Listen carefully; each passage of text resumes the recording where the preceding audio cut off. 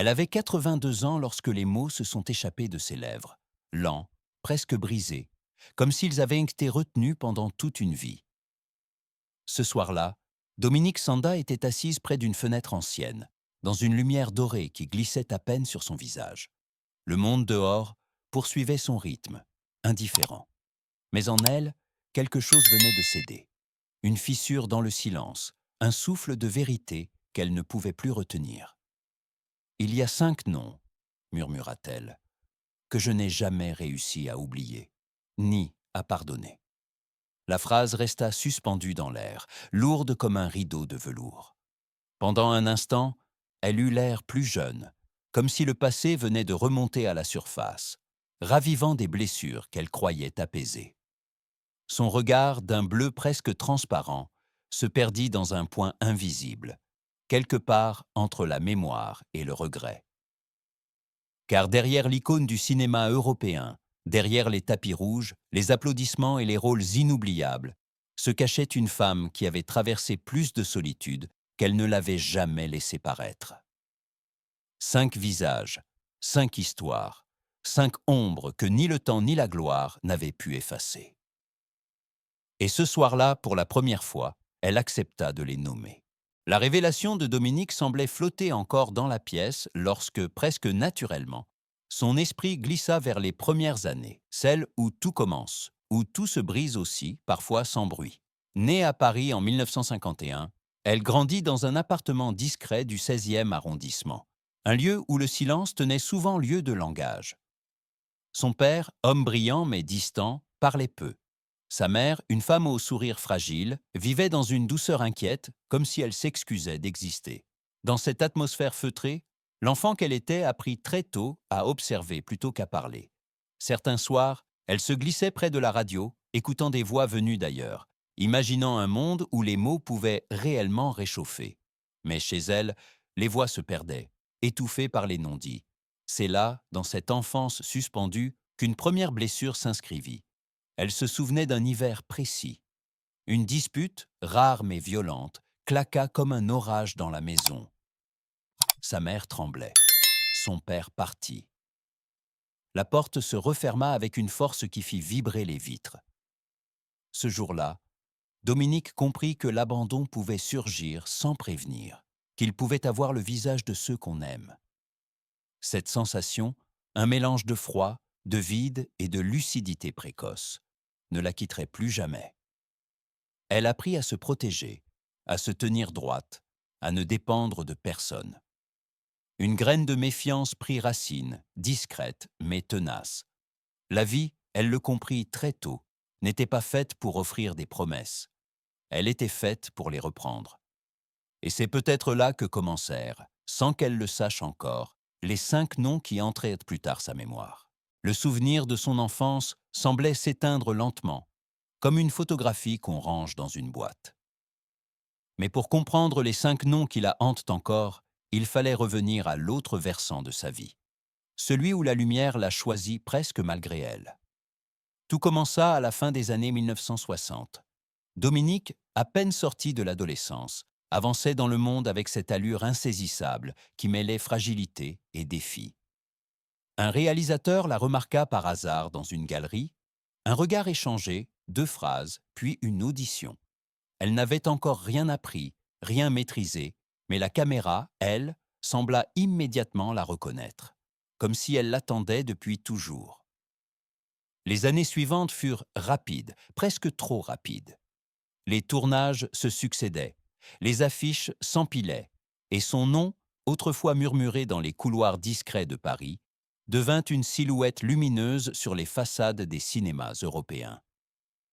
Elle entra dans le cercle des actrices qui ne jouaient pas un rôle. Elle s'en l'habite. On la décrivait comme une apparition, froide, énigmatique, magnétique. Elle, pourtant, se voyait comme une funambule. Chaque succès représentait une marche de plus au-dessus du vide. Car derrière l'éclat des projecteurs, la solitude la suivait pas à pas. Les plateaux immenses, les hôtels de luxe, les soirées où tout le monde parle fort mais où personne ne dit rien, tout cela l'éloignait peu à peu du monde réel. Une sensation étrange s'installait.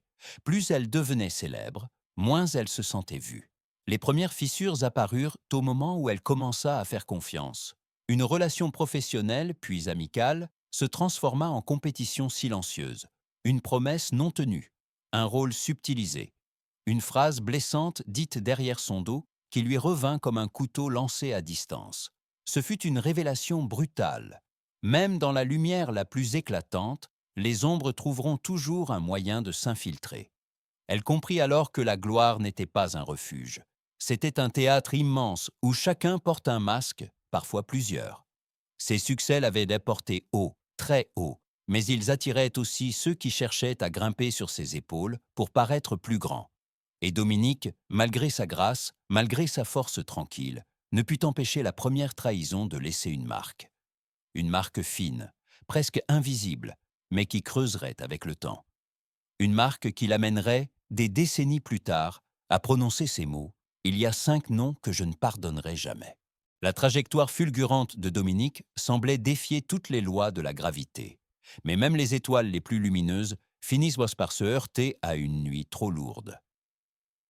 Après les premiers succès, l'inévitable arriva. La trahison prit un visage précis, un visage qu'elle n'avait jamais imaginé voir se retourner contre elle. C'était au milieu des années 1970, au cœur d'un tournage où elle s'était investie entièrement.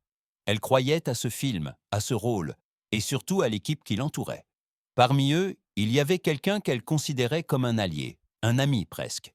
Il lui avait promis soutien, confiance, loyauté. Mais un matin, sans avertissement, elle découvrit que son nom avait été effacé d'un projet qu'elle devait porter, remplacé par celui d'une actrice plus jeune, plus docile, plus malléable. Elle ne cria pas. Elle ne demanda aucune explication. Elle se contenta d'écouter le silence pesant de la pièce, où la nouvelle lui fut annoncée. Ce silence-là, elle s'en souvient encore.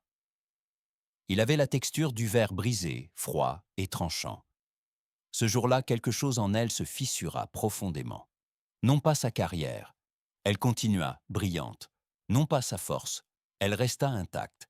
Mais sa capacité à croire aux autres, elle, s'effondra. Elle comprit que même les promesses les plus fermes pouvaient s'évaporer au premier courant d'ambition. Depuis, elle garda en mémoire ses blessures muettes, ses portes fermées, ses regards détournés. 5 visages, 5 histoires, 5 ombres qui, peu à peu, s'inscrivaient dans son existence comme des cicatrices impossibles à lisser. Et aujourd'hui, à 82 ans, elle accepte enfin de les affronter. 5 noms, 5 blessures, 5 moments où quelque chose en elle s'est brisé sans jamais se réparer. Lorsque Dominique Sanda décide enfin de lever le voile, sa voix ne tremble pas. Elle se fait plus basse, presque chuchotée, comme si chaque nom portait en lui une pièce du passé qu'elle avait trop longtemps gardée dans l'ombre. Le premier nom appartient à une histoire douce amère, presque tendre au début. Un homme qu'elle avait aimé dans sa jeunesse. Un amour fragile où elle croyait naïvement peut-être qu'on pouvait se perdre à deux sans jamais tomber. Mais cet homme, charmant, brillant, séduisant pour le monde, portait en lui un orgueil discret qui ne semblait pas dangereux au premier regard. Un jour, lors d'une soirée, elle entendit par hasard une conversation. Son nom prononcé avec condescendance, comme si elle n'était qu'un marchepied dans sa propre carrière. Ce fut sa première vraie trahison sentimentale. Elle ne l'a jamais affrontée. Elle s'est simplement retirée, mais ce soir-là, elle comprit que l'amour pouvait blesser même dans le silence. Le deuxième nom surgit des débuts de sa carrière. Il s'agissait d'un réalisateur avec lequel elle avait tourné un film marquant. Il louait sa beauté devant les caméras, mais en privé, il exigeait qu'elle soit malléable, docile, reconnaissante. Lorsqu'elle refusa un jour d'accepter une scène qu'elle jugeait inutilement humiliante, il la punit sans un mot, la remplaçant dans un projet prestigieux pour lequel elle avait été initialement choisie. La douleur fut moins celle de perdre un rôle que celle de comprendre que, pour certains, sa valeur se mesurait à sa capacité d'obéir. Ce nom, elle l'a gardé gravé comme le symbole de l'injustice silencieuse qui traverse parfois le cinéma. Le troisième nom est celui qui lui fait détourner légèrement le regard chaque fois qu'elle y pense. Il appartient à un membre de sa propre famille, quelqu'un dont elle attendait du soutien ou simplement de l'écoute lorsque les pressions de la célébrité devenaient trop lourdes. Mais cette personne, au lieu de la protéger, utilisa sa confiance pour tirer profit de son nom, financièrement, médiatiquement, émotionnellement. Une fuite d'informations privées dans la presse, une trahison qui aurait pu venir de n'importe qui, sauf de cette personne-là. Ce fut la blessure la plus intime, la plus profonde, celle qui fit vaciller pour la première fois l'idée même de chez soi. Le quatrième nom n'est pas celui d'une personne, mais d'un collectif, la presse, le public, l'opinion, ces voix anonymes et multiples qui peuvent construire une légende aussi vite qu'elles peuvent la détruire. Durant une période difficile de sa carrière, un simple malentendu se transforma en rumeur, puis en controverse. Elle fut jugée sans être entendue, condamnée sans être comprise. Ce n'était pas un visage unique, mais une foule sans regard. Et paradoxalement, c'est cette facette impersonnelle qui lui fit le plus peur. On ne peut pas pardonner à un fantôme sans visage. On ne peut qu'apprendre à survivre. Et puis, il y a le cinquième nom, celui qu'elle hésite à prononcer, celui qu'elle garde le plus longtemps dans son souffle, celui qui, finalement, ne surprend pas vraiment, mais dont l'aveu demande un courage que peu possèdent. Le cinquième, c'est moi, murmure-t-elle. Elle se reproche ses concessions, ses silences, ses départs trop brusques, ses retours trop tardifs. Elle ne se pardonne pas d'avoir accepté certaines humiliations, d'avoir laissé certaines personnes entrer dans sa vie sans méfiance ou d'en avoir chassé d'autres trop vite par peur d'être blessée encore. Elle ne se pardonne pas d'avoir parfois confondu fierté et solitude. Elle ne se pardonne pas non plus d'avoir laissé des années entières s'écouler sans dire ce qu'elle ressentait vraiment. La vérité, c'est que les 5 noms n'en forment qu'un seul, celui d'une vie entière où les cicatrices ont parfois pris plus de place que les sourires. Mais en les prononçant, Dominique semble soudain plus légère, comme si la mémoire cessait enfin de peser sur ses épaules. Car pardonner aux autres est difficile, mais se pardonner à soi-même, c'est une guerre qui ne se gagne qu'une fois dans une vie. Un long silence s'installe après ces derniers deux mots, un silence qui n'a plus rien de lourd ni de menaçant. Il ressemble plutôt à un souffle qui se libère, à une fenêtre qu'on ouvre après des années de poussière accumulée. À 82 ans, Dominique Sanda ne cherche plus à convaincre, ni à se justifier. Elle contemple simplement sa vie comme on regarde un paysage au crépuscule, avec lucidité, tendresse et une pointe de regret. La lumière du soir glisse sur ses mains, désormais immobiles. Sur la table, un vieux carnet repose, rempli de scènes, de visages, de fragments d'années. Elle le touche du bout des doigts, comme pour saluer une dernière fois tout ce qui fut, le beau comme le douloureux. Et dans son regard, quelque chose a changé. Non pas l'ombre, mais la manière de l'accueillir. Peut-être, dit-elle doucement, que la mémoire n'est qu'un autre nom donné au pardon, ou à son absence.